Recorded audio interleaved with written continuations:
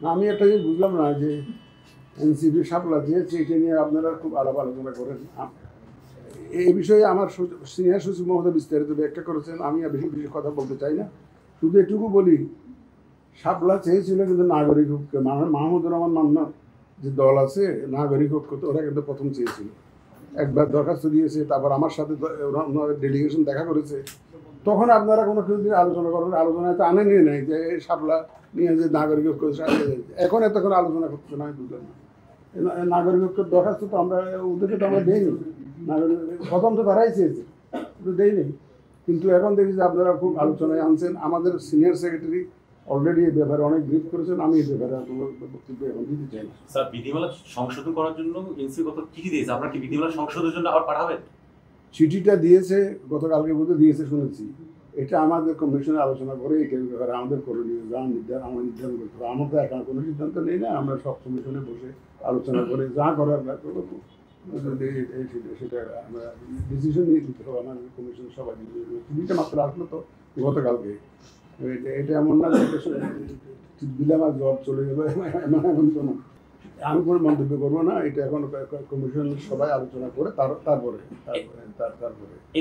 এখন কেউ যে কোনো কেউ তো এদেশের নাগরিক, আমাদেরকে চিঠি দিতেই পারে।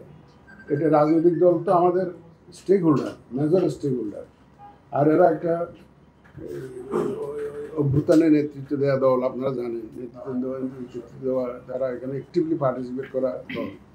সুতরাং এবং তারা একটা চিঠি দিয়েছে, এই চিঠি দেওয়ার মধ্যে আমি কোনো অসুবিধা দেখি না। এই চিঠি দেওয়ার মধ্যে তারা দিতেই পারে, যে কোনো কেউ, যে কোনো নাগরিককে চিঠি দিতে পারে। আর রাজনৈতিক দল তো পারেই, রাজনৈতিক দল তো পারেই।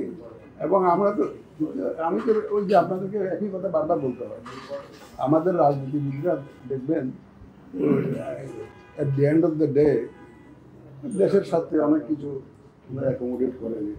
এটা দেখা গেছে, ছুটি ওনারা দিয়েছেন, এটা আমরা বিবেচনা করে দেখব কমিশন মিটিংয়ে, তারপরে আমাদের যা করেন সেটা আমরা শাপলা নাগরিক ঐক্য কিংবা এনসিপি কেউ পাচ্ছে না আপাতত, সেটা তো বলি নাই আমি, সেটা তো বলি নাই। এখন নাগরিক ঐক্য রেজিস্টার্ড পার্টি, তাদের একটা প্রতীক আছে, কি জানি প্রতীক আছে, ওনারা এটা পরিবর্তে শাপলা চেয়েছে, দুইটা চিঠি দিয়েছে, আমার সাথে দেখাও করেছে, কিন্তু আমরা দেই নাই। আমরা সিদ্ধান্ত নিয়েছি যে এটা দেওয়া যাবে না, আমরা এই জবাব দিয়ে দিয়েছি।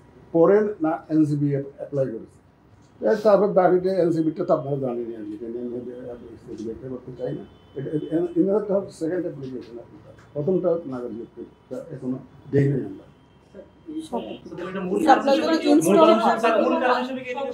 এখন ব্যাখ্যা করবো না, অনেক আছে, এটা সব কিছু তো কারোর ব্যাখ্যা করতে হয় না। কমিশন ডিসিশন, কমিশনের ডিসিশন নানাবিধ বিবেচনা নিতে পারে। এখন আমি যদি প্রত্যেকটা ডিসিশন কারণ ব্যাখ্যা করতে যাই তাহলে তো মুশকিল আছে।